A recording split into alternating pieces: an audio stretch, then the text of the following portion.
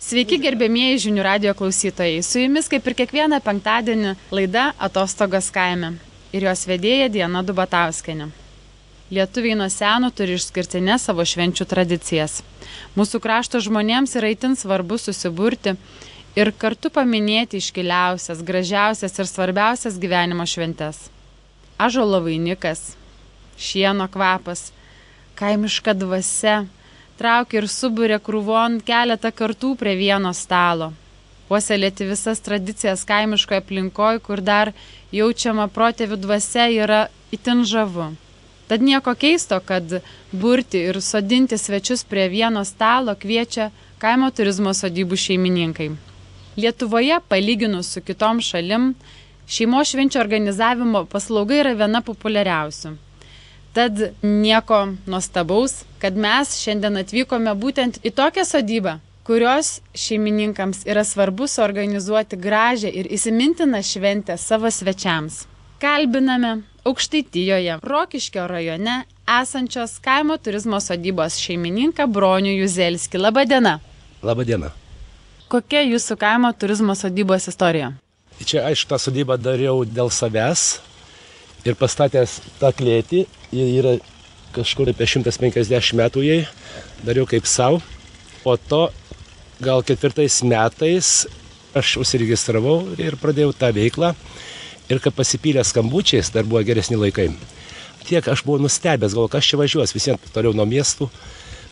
Žmonėms patikdavo tą senovę tokia, labai žmonės patikdavo toj aurai pabūti, toj klėty. Labai mylėjau savo kraštą, savo kaimą, puoselėjau nuo pat 15 metų, aš kažką turėjau dažyti, kažką statyti. Ir gyvendamas Vilniuje vis vien man buvo širdis čianais kaime. Aš sukūriau verslą Vilniuje, 50 darbo vietų, bet vis vien kiekvieną, kaip tai galėjau minutę, čia lėkdavau, išvažinęs daug pasaulio, daug šalių matęs. Bet geriausia yra mūsų Jodonių kaime ir aš džiaugiuosi, kad galiu daug laiko praleisti sodybai, labai džiaugiuosi, kad sukūriau kaimo turizmą ir aš niekada nebuvau laimingas kaip dabar. Darau darbą tą, kas man patinka, tai yra kūrybingas darbas, tai yra tiesiog neapsakomas malonumas tą darbą dirbti, bendravimas su žmonių atvažiuoja labai įvairių, labai įdomių. Kokios šventės dažniausiai pas jūs organizuojamos? Daugiausiai organizuojamos šeimos šventės, tai krikštynos, šeimos susitikimai, o šiaip labai mėgstamas vestuvės, kadangi mes tikrai darom labai nestandartiškai vestuvės. Kokios ilgametės vestuvių tradicijos puoselėjamos jūsų sodyboje?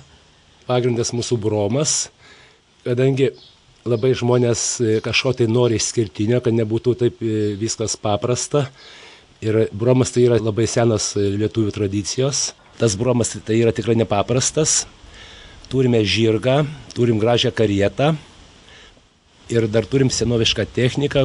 Technika kažkur tai nuo 45 metų. Ir mes organizuojam tokią eiseną, žirgas veža jaunuosius ir visą svitą, visus pabrolius, pamergės veža tie matosklai, čiauda, teriškė, barška ir visą tą svitą į svečius, kažkur būna iki 50, 60, 70 žmonių, mes talpinam visą tą eiseną, atvežam iki mūsų salės, kur vyksta vestuvės. Per bromą yra įteikiama jauniesiems pasaga ir atlikę tą procedūrą, mes visi svečiai, vestuvininkus, visus pabrolius, pamergės, jaunuosius svotus paliekame švęsti, o mūsų bendruomenė renkasi pas mane kieme ir mes irgi darom šventę su muzikantais, su žaidimais ir labai puikiai praleidžiam laiką. Eina labai puikus gandas apie tai ir žmonės tiesiog dėl to važiuoja pas mus daryti vestuvių. Net atvažiuoja žiūrovų iš kitų rajonų, tai yra iš Utenos, iš Kupiškio, iš Anykščių, iš Rokiškio, tiesiog pasižiūrėti. Visi labai susidomėję, kaip tai vyksta. Teko kalbėti, atvažiuoja daug įvairių muzikantų, buvo nustebę, kad taip niekur nedaroma, niekur nėra. Tai čia jūsų sako perliukas, tikrai yra įdomu tą pamatyti ir pabūti tokioj nuostabioje šventėje. Ar jūs įtraukėte ir žiūrovus į savo šventę? Būtinai jie būna aprengti tam tikrą aprangą, duodami butaforiniai ginklai ir jie daro nuotraukas, filmuojasi. džiaugiasi, sako, ačiū, kad padarai tokią šventę nuostabę. Ir vėl prašosi, kada pakviesi, kada bus vestuvės. Su kiekvienom vestuvėmis žmonių daugėja. Sėdim ypatingoje vietoje, virš mūsų jaunavedžių špakinyčia. Bronių, papasakokite, kas čia? Čia toks galbūt per mano gyvenimą įdomiausias statinys yra. Jisai atsirado dėl to, kad labai pamėgo vestuvininkai švęsti mūsų sodyboje vestuves ir nebuvo sąlygų atskirai pamiegoti. Tai man tokia idėja kyla padaryti namuką ant vištos kojos. Bet gavosi ant 4 vištos kojų. Ir kada atvažiuoja žiūrėti sodybas, užeina jaunieji, tai iškart vien dėl to jau jie nori čia švęsti, kadangi yra labai patogu, labai romantiška. Pas jūs labai daug gražių medžio drožybos darbų.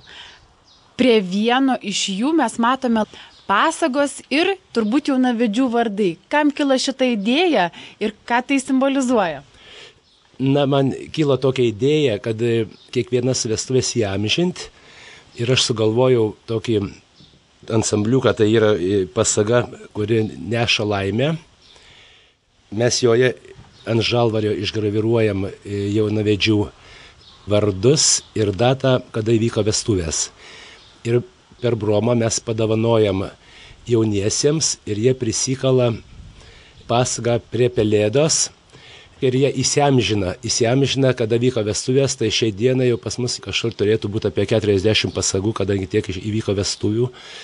O kada vyksta krikštynos, mes krikšto tėvams padovanojam šaukštą, būna išgraviruotos kūdikio vardas ir data, kada įvyko krikštynos. Minėjote, jog į savo renginių organizavimą įtraukėte viso kaimelio gyventojus.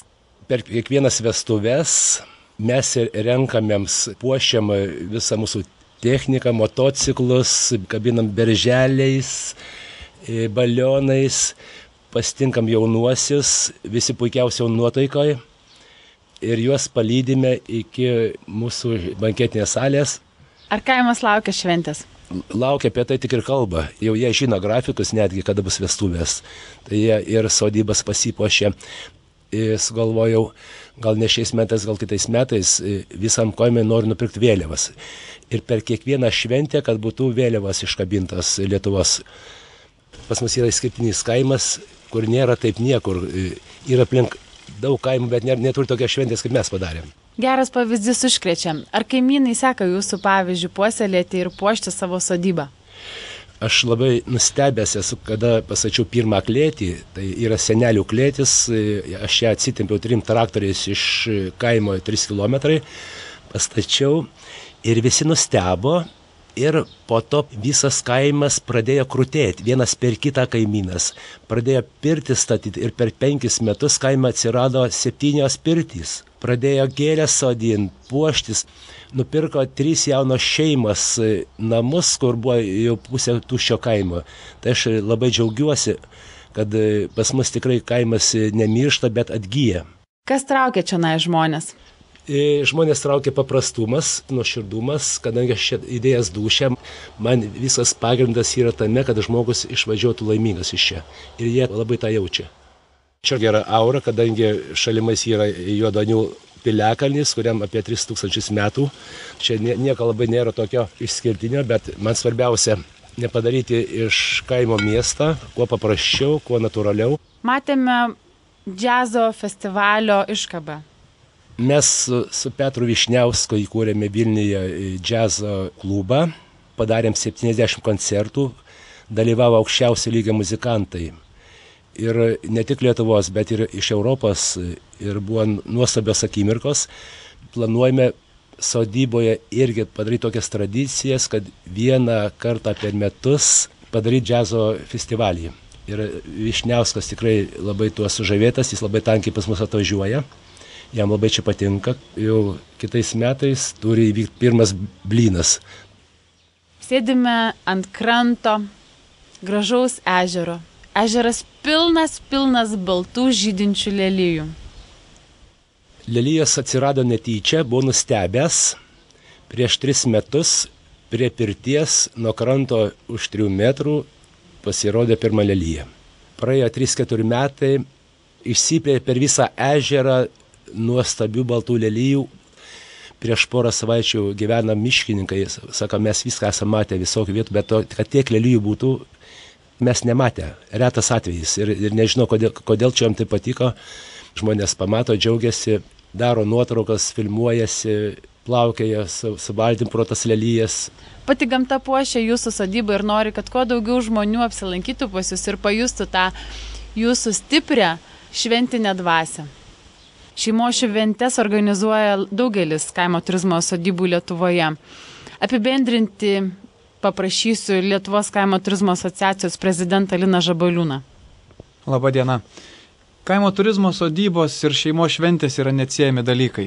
Kaip ir kalbėjom, ir Broniaus pavyzdys užkrečia ne tik tai ir kviečia ne tik sodybos svečius atvažiuoti švęsti šventes, pabūti kaime, pasidžiaugti ramybę, priartėti prie natūralių tradicijų, prie natūralios gamtos, prie natūralaus turbūt gyvenimo kaime, bet tuo pačiu jis skatina ir vystyti ir puoselėti, išlaikyti tas tradicijas, kurios yra svarbios mums ir svarbu perteikti jas ateities kartoms.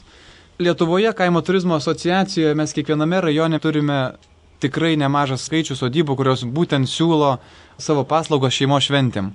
Ir kur be važiuotum, kur be ieškotum, tos sodybos kviečia, traukia, žavi poilsiautojus ir traukia tuo savo atvirumu, natūralumu, tą dvasią, kurią šeimininkai į tai įdeda.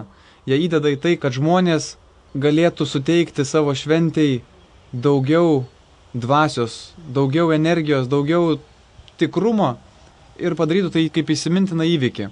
Turim unikalių sodybų, kur yra autentiškas gyvenimo būdas perteiktas per architektūrą, per statinius. Kviečiama šventę atšvęsti ne tam pritaikytame pastate, bet taip, kaip buvo daroma tradiciškai kaime, didžiausiame kaimo kluone, su ąžuolo vainikais, su lininiam staltiesėm, kur tikrai žmonės pajunta tą tikrą dvasią, tą tikrą Lietuvos kaimo šeimos šventės tradiciją. Tokių pavyzdžių galima vardinti tikrai vieną po kito, tikrai yra nemaža galimybė pasirinkti pačią tinkamiausią vietą jūsų šventei. Dėkojame Lietuvos kaimo turizmo asociacijos prezidentui Linui Žabaliūnui bei mūsų pašnekovui Broniui Zelskiui. Ačiū. Apie visas šias ir kitas sodybas jūs rasite mūsų tinklalapyje www.atostogaskaime.lt.